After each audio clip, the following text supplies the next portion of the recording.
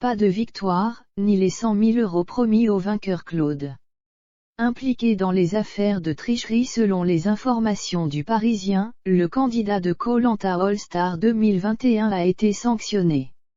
Mais aurait-il pu contester la décision de la production ? Cette édition de Koh-Lanta All-Star 2021 était particulière, et pas seulement parce que seuls des aventuriers aguerris des précédentes saisons y participaient ou que la diffusion était un mardi.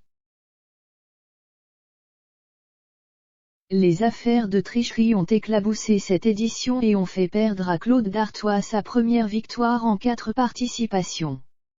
Le charmant brun de 42 ans aurait, comme d'autres de ses camarades, enfreint le règlement, et n'a donc pas reçu ses 100 000 €. Mais est-ce légal ?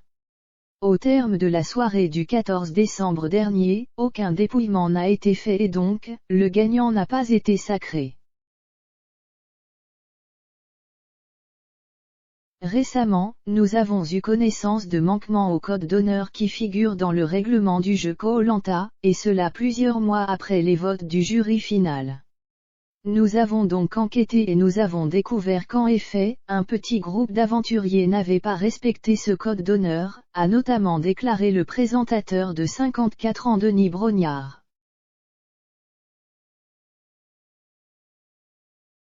Les 100 000 € promis aux vainqueurs seront donc reversés à l'association pour Bertrand Kamal, dédiée à la recherche du pancréas et créée après la mort de l'aventurier de Koh-Lanta, les 4 terres en septembre 2020, une décision illégale.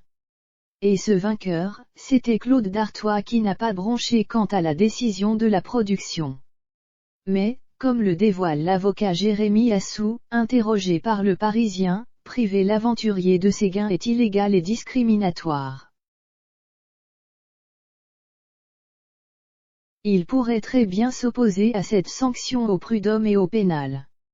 On ne peut pas faire travailler un salarié 24 heures sur 24 ni le priver de nourriture en dehors des heures de travail, quel que soit le consentement des candidats. C'est interdit d'organiser de telles conditions de travail, a précisé le spécialiste des contrats de travail de ce type de programme. Mais la production dit n'avoir rien à se reprocher. Elle assume pleinement cette décision qui est parfaitement légale et conforme aux valeurs et au code d'honneur de Koh-Lanta. Selon ce code, les candidats n'ont pas le droit de tenir des propos racistes ou sexistes et doivent rester loyaux. Dans le cas contraire, ALP se réserve le droit d'éliminer temporairement ou définitivement la personne en question ou de la priver de ses gains. La sanction est donc tombée. Claude Dartois aurait été impliqué dans l'affaire de triche concernant Yeura. Ce dernier a été exclu après avoir révélé qu'il avait mangé à 2 reprises grâce à des pêcheurs généreux. Et il aurait partagé son butin, avec Sam et l'époux de Virginie notamment. Une version niée par ces derniers. Ce n'est pas tout, le papa de Marceau, 1 an, et Andrea, 6 ans, auraient participé à des dîners clandestins, organisés après les soirées de conseil.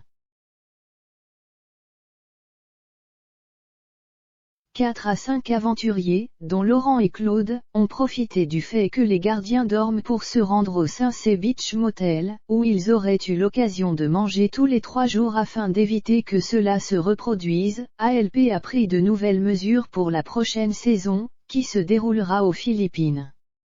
Sur la nouvelle édition, on a engagé 2 gardiens qui disposaient d'une embarcation pour intervenir si un bateau arrivait en direction de l'île, a confié Alexia Laroche-Joubert. Et un membre de la production d'ajouter, la prochaine saison est d'une toute autre facture en termes de respect des règles.